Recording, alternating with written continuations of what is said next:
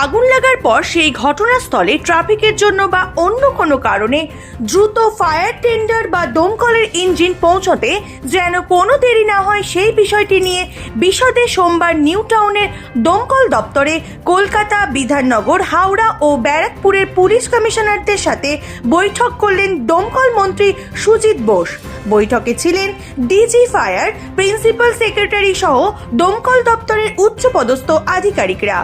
সমস্ত বস্তি এলাকা এই সব এই যে সার্ভে বিষয়টা বললেন, পুলিশ এবং দমকলকে দেখে যে কোথাও জলের সোর্স পাওয়া পেতে পারে কিনা বা কোথায় কি সিচুয়েশন রয়েছে, সার্ভে না করে অ্যাওয়ারনেস বলবেন, অ্যাওয়ারনেস বলবেন।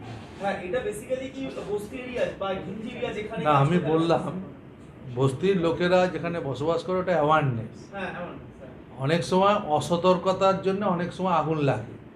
আমরা যদি একটু অ্যাওয়ারনেস করে দিতে পারি যে আগুনটা কী থেকে লাগতে পারে, সেটা থেকে মানুষ কী করে বাঁচতে পারে, যেমন